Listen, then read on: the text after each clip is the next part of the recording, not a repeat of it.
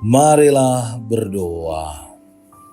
Ya Tuhan Yesus Kristus, bukalah telinga dan mata hati kami agar kami dapat mendengarkan dan merenungkan sabda-Mu serta melakukannya dalam praktek kehidupan kami sehari-hari.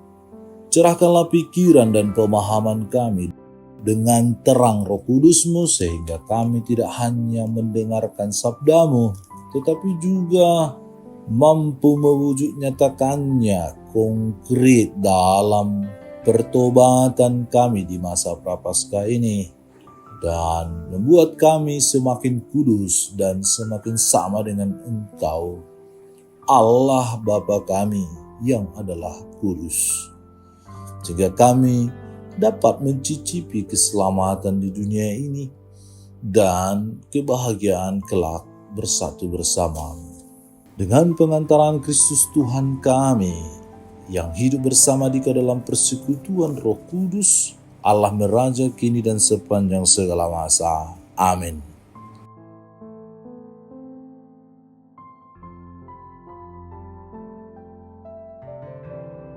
Tuhan bersamamu dan bersama rohmu. Inilah Injil suci menurut Matius. Dimuliakanlah Tuhan. Dalam khotbah di bukit, Yesus berkata kepada murid-muridnya, mintalah maka akan diberikan kepadamu, carilah maka kamu akan mendapat, ketuklah maka pintu akan dibukakan bagimu. Karena setiap orang yang meminta menerima, dan setiap orang yang mencari mendapat, dan setiap orang yang mengetuk baginya pintu dibukakan. Adakah seorang daripadamu yang memberi batu kepada anaknya jika ia meminta roti, atau memberi ular jika ia meminta ikan? Jadi jika kamu yang jahat tahu memberi pemberian yang baik kepada anak-anakmu, apalagi Bapamu yang di surga. Ia akan memberikan yang baik kepada mereka yang meminta kepadanya.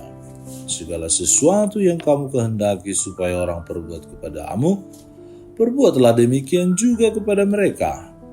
Itulah isi seluruh hukum Taurat dan kitab para nabi. Demikianlah sabda Tuhan, terpujilah Kristus. Saudara-saudari terkasih dalam Kristus Yesus, seringkali dalam hidup kita menghadapi situasi di mana semua doa-doa permohonan kita, keinginan, kerinduan, keluh kesah kita yang kita sampaikan kepada Tuhan belum juga dijawab oleh Tuhan atau tidak dijawab Tuhan. Kita telah memohon dengan sungguh-sungguh, kita merasa kita sudah menjadi pribadi yang rendah hati, kita menyadari diri kita seorang pendosa di hadapan Tuhan, tetapi jawaban yang kita harapkan kadang tidak sesuai dengan yang Tuhan beri. Mungkin saat itulah kita mulai bertanya, apakah Tuhan benar-benar ada dan mau mendengarkan serta memenuhi permohonan kita, persoalan kita itu? Apakah Dia peduli dengan kata-kata yang kita lantunkan, yang kita klaim bahwa itu dari hati kita yang paling dalam itu? Nah, saudara-saudari, dalam bacaan Injil hari ini, Matius bab 7 ayat 7-12, Yesus memberikan penghiburan dan kepastian. Ia berkata, mintalah maka akan diberikan kepadamu, carilah maka kamu akan mendapat, ketoklah maka pintu akan dibukakan bagimu. Pesan ini mau mengajak kita untuk tidak mudah menyerah dan bersungut-sungut mengeluh dalam seluruh permohonan doa-doa, keinginan dan kerinduan kita. Melainkan kita menyerahkannya kepada kehendak Allah yang setia. Kita percayakan kepada penyelenggaraan ilahi Allah itu sendiri. Dalam ayat-ayat ini, Yesus menggunakan 3 kata kerja yang menunjukkan tindakan aktif dan berkelanjutan, meminta, mencari, dan mengetuk. Ini bukan sekedar seruan untuk berdoa satu kali, tetapi sebuah undangan untuk memiliki ketekunan dalam doa dan kepercayaan penuh pada kasih Allah. Selain meminta, tentu kita harus mencari. Selain mencari, tentu kita harus bertindak mengetuk. Yesus kemudian mengilustrasikan bagaimana seorang Bapa duniawi, Bapa kita yang ada bersama dengan kita sejak kita kecil sampai kita besar, yang tentu penuh dengan keterbatasan dan kekurangan, bahkan penuh dengan dosa mungkin. Bapa kita duniawi saja tahu bagaimana memberikan yang terbaik untuk anak-anaknya. Jika seorang ayah tidak akan memberikan batu kepada anaknya yang minta roti atau ular ketika ia meminta ikan, maka lebih lagi sebenarnya. Sedangkan Bapa duniawi saja memberikan yang terbaik, apalagi Bapamu yang di surga. Pasti ia akan memberikan jauh lebih baik dari yang kita pikirkan. Tentu dengan cara bekerjanya yang penuh dengan misteri, yang terkadang tidak bisa kita pahami dengan akal sehat dan rasionalitas kita sebagai manusia yang terbatas. Namun seringkali yang kita anggap baik bukanlah yang benar-benar kita butuhkan. Tuhan tidak selalu menjawab sesuai keinginan kita, tetapi sesuai dengan yang terbaik bagi keselamatan kita. Bagian terakhir dari perikop ini menampilkan hukum emas dari ajaran Yesus. Segala sesuatu yang kamu kehendaki supaya orang perbuat kepadamu, berbuatlah demikian juga kepada mereka. Ini adalah panggilan untuk hidup dalam kasih, solidaritas, keberpihakan dan keadilan, subsidiaritas kepada saudara-saudari kita yang membutuhkan. Doa yang sejati bukan hanya meminta kepada Tuhan, tetapi juga membawa kita untuk bertindak konkret nyata dalam kehidupan kita. Kalau kita meminta kepada Tuhan agar kita menjadi pribadi yang rendah hati, tetapi kita dalam hidup sehari-hari tidak mampu mewujud nyatakannya konkret, bukan berarti doa kita tidak diterima oleh Tuhan, melainkan kita pribadi yang tegar tengkuk, yang keras kepala. Kita minta, kita cari dan kita ketuk, tetapi kita sendiri menolak. Kita sendiri tidak mau berjuang, berusaha. Kita tidak mengetuk pintu hati kita untuk lebih terbuka, menjadi pribadi yang rendah hati itu sendiri.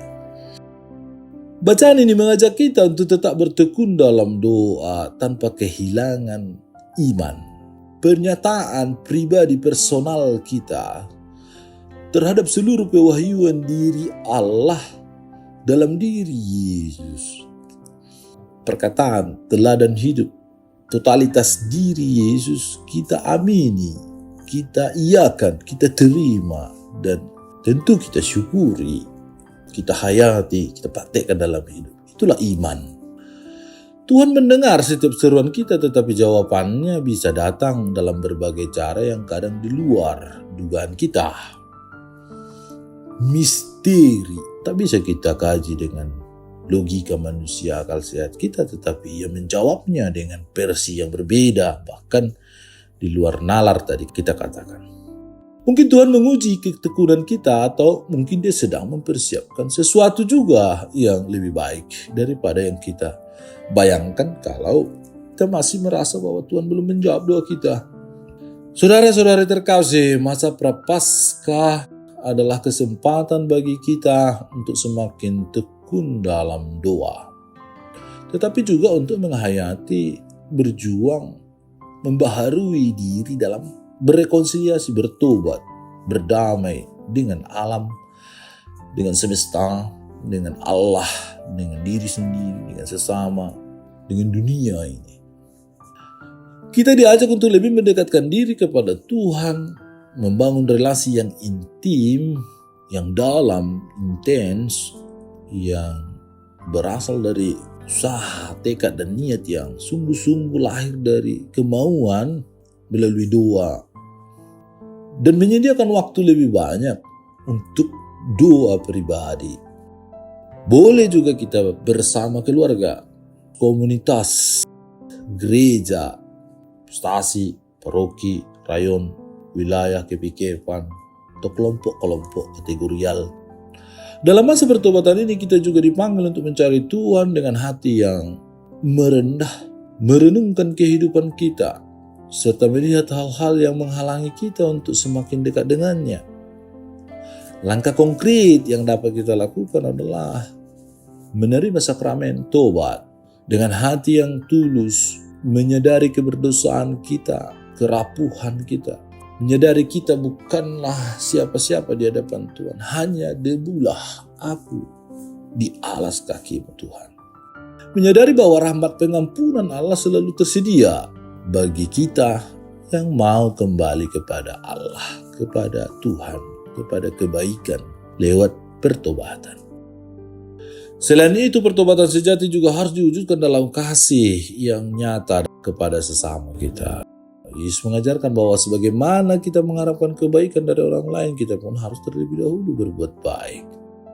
Maka kita diajak untuk mengetuk pintu belas kasih Tuhan dengan tindakan nyata dalam hidup sehari-hari, seperti membantu mereka yang masih berkekurangan, memberi perhatian kepada orang yang kesepian, serta mengampuni mereka yang telah menyakiti kita.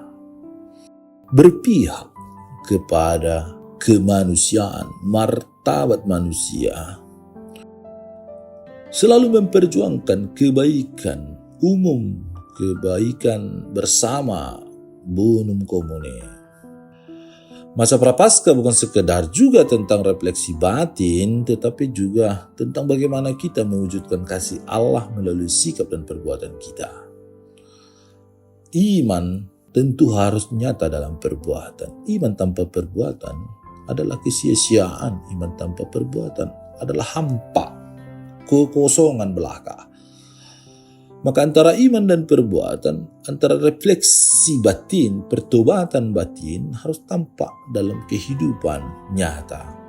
Dengan demikian, kita tidak hanya menjadi pribadi yang dekat dengan Tuhan, tetapi juga membawa terang, menjadi garam, menjadi tanda, menjadi saksi konkret kehadiran Allah, perpanjangan tangan Allah di dunia ini, untuk saudara-saudari kita, untuk dunia ini yang belum merasakan kasih, belum menikmati kebahagiaan itu sendiri. Dan kelak kita akan bertemu bersama atas iman dan perbuatan yang sejalan, yang nyambung, yang menyatu.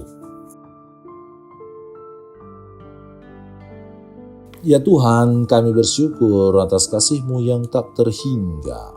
Kami mohon bantulah kami untuk selalu datang kepadamu dengan rendah hati, iman yang teguh, serta mau membangun relasi yang kuat, yang intim, yang personal, agar kami semakin mencintai-Mu, mengasihi-Mu, dan mencoba mewujud nyatakan firman-Mu konkret dalam kehidupan kami, seperti yang Engkau kehendaki. Dengarkanlah semua keluh kesah, persoalan, keinginan dan kerinduan, cita-cita, harapan-harapan baik yang telah kami lambungkan lewat doa-doa kami selama ini, yang dengan rendah hati, dengan tulus, dengan penuh iman, dari hati kami yang terdalam kami lambungkan kepadamu. Dengan pengantaran Kristus Tuhan kami. Amin. Tuhan bersamamu dan bersama rohmu. Semoga saudara sekalian dilindungi, dibimbing, dan diberkati oleh Allah yang Maha Kuasa, Bapa dan Putra dan Roh Kudus. Amin.